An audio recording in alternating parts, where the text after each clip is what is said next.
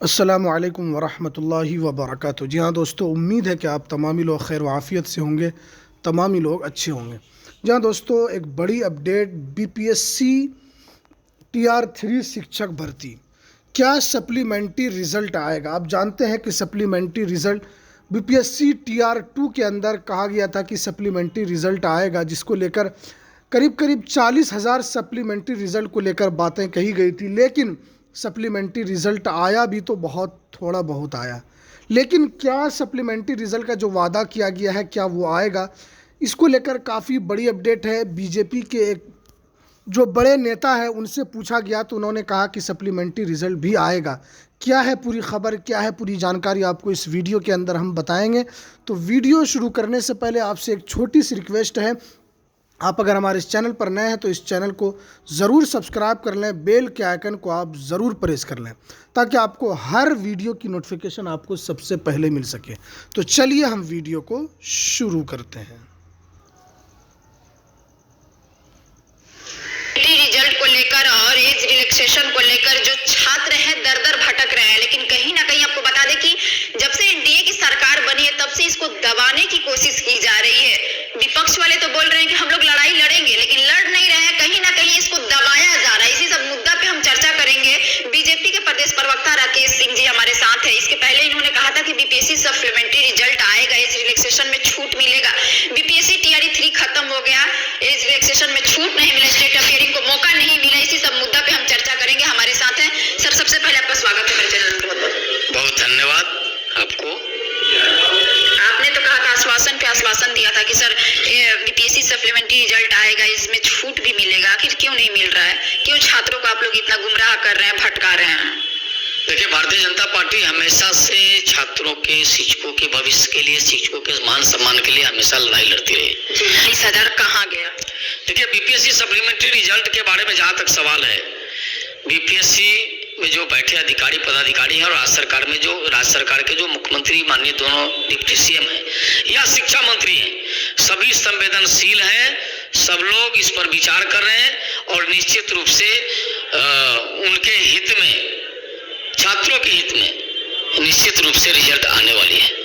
कब तक आएगा, कब तक विचार होगा? आप लोग उस टाइम भी बोले थे कि विचार हो रहा है, बात हो रही है, तो कुछ टाइम होगा ना कि सर कब तक आएगा? लगातार सदन का सत्र चला है, अभी 2 दिन से बंद हुआ है और सरकार में। जहाँ दोस्तों, जैसा कि आपने सुना, प्रदेश के ये प्रवक्ता हैं, बीजेपी बिहार के प्रदेश के प्रवक्ता हैं, उन्होंने कहा कि रिज़ल्ट आएगा, फिर सप्लीमेंट्री रिज़ल्ट आएगा।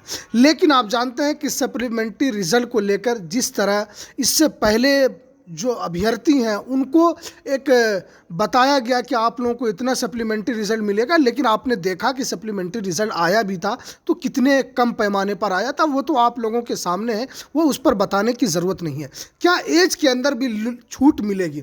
देखिए, आप जानते हैं कि बीपीएससी टीआर 1 टीआर 2 में छूट मिली, लेकिन टीआर 3 में छूट नहीं मिली। लेकिन यही जो प्रदेश के प्रवक्ता है यही कहते थे कि इसमें छूट ज़रूर मिलेगी। और इससे पहले भी मैंने एक वीडियो आपको बना के बताया था, क्या जब एग्ज़ाम का डेट ख़त्म हो जाता है तो क्या डेट आगे बढ़ता नहीं है? निश्चित रूप से उन लोगों को एज के अंदर छूट मिलेगी। लेकिन जब यही लोग विपक्ष में थे तो बहुत ज़्यादा हल्ला हंगामा करते थे कि बीपीएससी के अंदर धांधली हो रही है, बीपीएससी के अंदर लोग अभ्यर्थी बाहर के जो बच्चे हैं उनको इसके अंदर मौका दिया जा रहा है, जो बिहार के बच्चे हैं उनको इसके अंदर कुछ नहीं मौका मिल रहा है। जब आज ये विपक्ष से हटकर जब आप ये आज ये सत्ता में है तो इनको ये तमाम चीज़ें नज़र नहीं आ रही। आप जानते हैं कि कई शिक्षक जो बिहार के उप मुख्यमंत्री हैं उनसे भी कभी सम्राट चौधरी साहब से भी कई अभ्यर्थी मिले, लेकिन उनकी तरफ से आश्वासन मिला। लेकिन आप जानते हैं कि जो नीतीश कुमार चाहते हैं वही होता है, चाहे उधर के जितने भी नेता हो वो कुछ भी चाले नहीं हो सकता है। मुख्यमंत्री का जब तक इसके अंदर उसका आश्वासन नहीं होगा तब तक कुछ नहीं होगा। आप जानते हैं कि बीपीएससी टीआर 3 में बहुत सारे शिक्षक सिर्फ एज लिमिट की वजह से इसके अंदर निकल गए। आप जानते हैं कि 40 से 50 हज़ार ऐसे अभ्यर्थी हैं जो एज के अंदर छूट न मिलने की वजह से वो इस फॉर्म को फिलअप नहीं कर पाए। और उनका मेरे पास भी काफ़ी मैसेज आता था कि सर हम लोगों को एज के अंदर छूट दिलवाइए, हम लोगों के लिए आवाज़ उठाइए। और मैं हमेशा आप लोगों के लिए आवाज़ उठाता रहता हूं इस यूट्यूब चैनल के ऊपर। जब तक आप लोगों को एज के अंदर छूट नहीं, चाहे आप बीपीएससी टीआर 3 तो आप समझ लीजिए वो ख़त्म हो गया है। अगर आइंदा आइंदा बीपीएससी TR4 जब भी आएगा उसके अंदर आप लोगों को एज के अंदर छूट ज़रूर इंशाल्लाह मिलेगी। और मैं इसको लेकर आप लोगों की तरफ से जो भी कमेंट आता है मैं इस वीडियो के माध्यम से आप लोगों को कमेंट को रखता हूं और आप लोग जो भी उसके अंदर पूछते हैं मैं बताता हूं। देखिए 5 अटेम्प्ट का भी मौका काफ़ी संवेदनशील है। इसके अंदर बहुत सारे बच्चे जो TR1 TR2 के अंदर क्वालिफाई नहीं कर पाए उनको कम से कम 5 अटेम्प्ट मिलना चाहिए। अब बहुत सारे अभ्यर्थी ऐसे हैं जो TR3 में फॉर्म नहीं भर पाए, वो ये समझ रहे हैं कि हम कैसे फॉर्म भरेंगे, हो सकता है अगर इसके अंदर हमारा भी नहीं निकला तो फिर तो आगे हम जो शिक्षक बनने का जो सपना है वो हमारा टूट जाएगा। वो सोच रहे हैं कि आगे जब TR4 आएगा तो उसके अंदर हम भरेंगे क्योंकि उस वक्त तक हमें काफ़ी तैयारी करने का वक्त मिल जाएगा। लेकिन बहुत सारे बच्चे एज के अंदर छूट न मिलने की वजह से बाहर हो गए। बहुत बच्चे जो उनको 5 अटेम्प्ट नहीं मिला, उनका लास्ट अटेम्प्ट है, वो सोच रहे हैं कि भरें या ना भरें। अब तो TR3 ख़त्म हो गया, आप लोगों का एग्ज़ाम का भी ऐलान कर दिया गया, लेकिन TR3 में जो कुछ होना था आप लोगों का कुछ नहीं हो पाया। लेकिन सरकार की तरफ से इसको लेकर जितने भी बिहार के अभ्यर्थी हैं उनको लेकर सोचना चाहिए कि ये जो बच्चे जो एज की वजह से छूट चुके हैं उनके आगे की ज़िंदगी कैसे गुजरेगी। उनका जो भविष्य है वो इतना पैसा खर्च करके B.Ed उन्होंने DLED किया, B.Ed किया, CTET पार्ट के बहुत सारे बच्चे ऐसे हैं जिन्होंने हमारे पास कमेंट किया कि हमने ज़मीन बेचकर हमने DLED किया है, B.Ed किया है, लेकिन हम लोगों का जो सपना है वो एज में छूट न मिलने की वजह से हम लोगों का सपना धरा का धरा रह गया। लेकिन इस पर ज़रूर सरकार को सोचना चाहिए।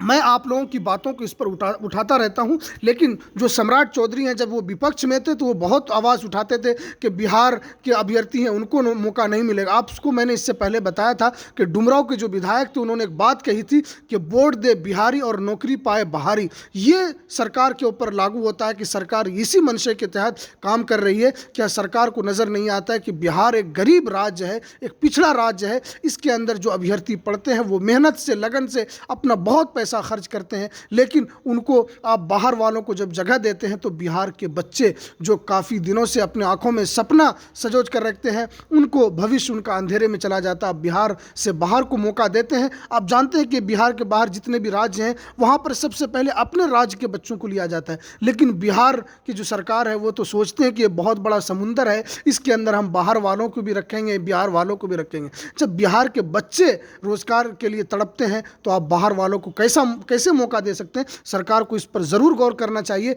और ज़रूर सरकार जो बाहर की जो अभ्यर्थी हैं आइंदा फॉर्म में इसका ख्याल रखते हुए बाहर वालों को बायकाट करना चाहिए और जो बिहार के अभ्यर्थी हैं उनको ज़्यादा से ज़्यादा मौका मिलना चाहिए। आप जानते हैं कि पहले भी कई मरतबा इस तरह की न्यूज़ आ चुकी है कि बिहार वाले करीब जो बिहार के नौजवान हैं उनको नौकरी नहीं, जो बाहर के नौजवान हैं वो नौकरी लेकर यहाँ पर मौज मस्ती अपना वो उन्होंने BPSC क्वालिफाई किया है। लेकिन सरकार को इस पर ज़रूर सोचना चाहिए। हम आप लोगों की आवाज़ को उठाते रहेंगे और आप लोगों को एज के अंदर छूट मिलना ये हमारी सबसे बड़ी प्राथमिकता है और आप लोगों को 5 अटेम्प्ट मिलना ये भी हमारी पूरी प्राथमिकता है कि सरकार इन बातों को गौर से सुने और उन लोगों के भविष्य को लेकर सरकार एक सकारात्मक फैसला ले और इन लोगों के जो भविष्य है इनको सुरक्षित रखे। ये सरकार की जिम्मेदारी है। तो आप इस वीडियो को ज़्यादा से ज़्यादा शेयर करें ताकि सरकार तक ये आवाज़ पहुँचे। चलिए, कुछ यही जानकारी थी जो मैंने आपके सामने रखा। तो हमें दीजिए इजाज़त, फिर मिलते हैं किसी नेक्स्ट वीडियो में किसी नई अपडेट के साथ। अस्सलामु अलैकुम व रहमतुल्लाहि व बरकातुहू।